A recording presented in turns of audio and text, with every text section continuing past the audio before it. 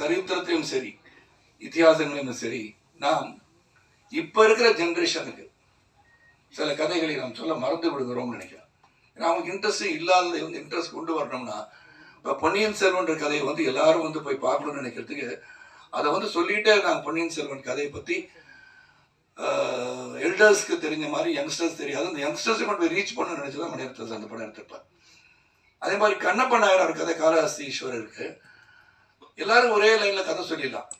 வலது கண்ணில் வந்து ரத்தம் வந்தது, உடனே கண்ணப்படிங்க வச்சார். அப்புறம் இடது கண்ணிலே வந்துச்சு, திருப்பி அது இன்னொரு காலம் வந்து கட்டவரலாங்க வச்சு இடம் தெரியாமல் போயிடக்கூடாதுன்னு வச்சு பண்ணார் அப்படின்னு அது ஒன்லைன் ஸ்டோரி. பட் விஷ்ணு ஒரு கோணத்தில் before becoming Kannappa what was Kannappa என்னவாக இருந்தார், ஒரு வேடனாக இருந்தவர் எப்படி வந்து மாறி சிவபக்தரானார்ன்றது கதை. அது ஒரு சின்ன லைனாக இருந்தால் கூட ஒரு ஸ்டோரி, ஒரு இமேஜினரி ஸ்டோரி, பேக் ஸ்டோரின்னு சொல்லலாம். அது வந்து விஷ்ணுவோட கோணத்தில் ரொம்ப நாளாக விஷ்ணு வந்து ஆர்டினரியாக வந்து இது பண்ணல. இது கான் டு ரிசர்ச். பெரிய புராணத்தில் சொல்லப்பட்டது எங்கெல்லாம் வந்து கண்ணப்பா பற்றி பேசுகிறாங்க அப்படின்னு சொல்லி எடுத்து ஒரு மிகப்பெரிய எஃபர்ட்டோடு எடுத்திருக்காரு. அந்த எஃபர்ட்டுக்கு நிச்சயமாக வெற்றி வரணும்னு நினைக்கிறவனா அந்த உழைப்புக்கு வெற்றி வருவதற்கு உங்களுடைய அன்பு ஆதரவு இந்த திரைப்படத்துக்கு வேணும். அது மட்டும் இல்லாமல் ஃப்ளோர் அப்படி இங்கே சவுத்தில் இருக்கிற காளஹஸ்தியை சேர்ந்த இந்த கண்ணப்ப நாயனாரை பற்றி நம்ம அகில இந்தியாவுக்கு தெரியணும்னா இந்த கதை நிச்சயமாக அங்கே போய் சேரணும். ரெண்டாவது பக்தி. உங்களுக்கு 3 மணிக்கு மேலே வேற ஒரு இதுக்கு வந்துட்டாங்கன்னு நினைக்கிறேன். இந்த பக்தியை பற்றி சொல்லியிருக்காங்க. எவ்வளோ பேருக்கு பக்தி இருக்குன்றது இன்னைக்கு. அந்த பக்தியை வந்து எல்லாரும் வந்து இப்போ ஜோசியர்கிட்ட போனாலும் தெரியும். போன உங்களுக்கு அம்மாவுக்கு டைம் இப்போ சரியில்லைன்னு சொல்லிடுவாங்க. ஏன்னா நீங்கள் அதை மாதிரி போய் பார்ப்போம். போய் கோயிலுக்கு போகிறோம்னு சொன்னால் அடிக்கடி ஒரு தினமும் போய் கோயில் போகிறதோ தினமும் சாமி கும்பிட்றதோ இல்லாமல் இருக்கலாம்.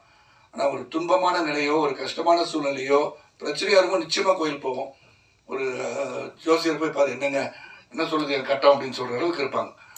அதெல்லாம் போய் வந்து ஒரு இறைவன் இருக்கிறான் என்பதை மேலும் மேலும் சொல்லி அது ஒரு சிவபக்தி அப்படின்னு சொல்லும்போது அந்த பக்தியை பற்றி ரொம்ப அழகாக இங்கே இருக்கு. ஜென்ரேஷனுக்கு இறைவன் omnipotent, omnipresence, may it be Jesus, may it be Allah, or may it be Shiva, may it be Murugan அப்படி இருக்கும்போது கடவுள் என்று ஒருவர் இருக்கிறார் என்பதை நாம் நம் வழக்கப்படி அதை வந்து கடவுளை வந்து நம்ம துதித்து வணங்கி நம்ம செயல்பட்டால் வாழ்க்கை சிறப்பாக இருக்கும் அப்படின்றத சொல்லுகின்ற கடமையாக இருக்கு. பல பேர் பார்த்தீங்கன்னா இப்போ காலத்தின் ஓட்டத்தில் பொருளாதார அடிப்பில் உயரும் போது நான் சொன்னேன் இப்போ ப்ரீ ரிலீஸ் ஈவெண்ட் கூட காந்தி யாருன்னு கேட்டாலும் கேட்டுருவாங்க. ஏன்னா now they're so busy making money, economic growth, their growth in life.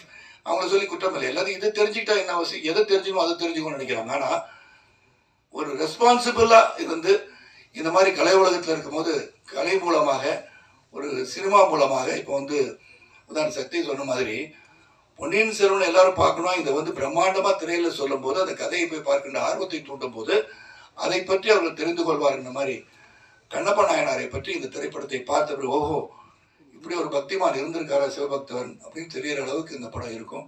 ஆனால் பக்தி என்பது அவரவர்கள் மனதிலே தோன்றுகின்றது தான்.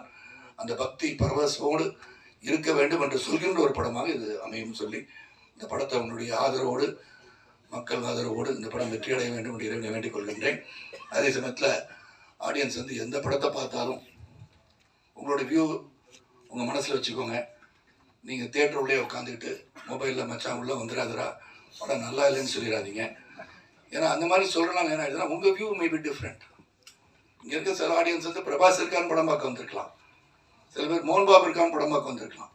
ஸோ உங்கள் வியூவில் இந்த படம் வந்து நல்லா இருக்கா நல்லா இல்லைன்றதை அவங்கவுங்க போய் திரையரங்கு போய் ரிலீஸ் ஆகிற எந்த படமாக இருந்தாலும் அவங்க வியூவுக்கு விட்டுட்டிங்கன்னா இந்த திரையுலகம் சிறப்பாக இருக்குன்னு கூறி வரை தந்த அனைவருக்கும் மீண்டும் ஒரு நன்றி கூறி இந்த கண்ணப்பா திரைப்படம் சிறப்பாக வருவதற்கு அந்த தயாரிப்பாளர் மோகன் பாபு, விஷ்ணு, இதில் உழைத்த அனைவருக்கும் என்னுடைய வாழ்த்துக்களை சொல்கிறேன். அதுவும் எடிட்டர் ஆந்தனி பற்றி சொல்லி ஆகணும். வெரி டெடிக்கேட்டட் ஒர்க்கர், 24/7 இந்த படத்தை எவ்வளோ உழைச்சிருப்பான்னு எனக்கு தெரிஞ்ச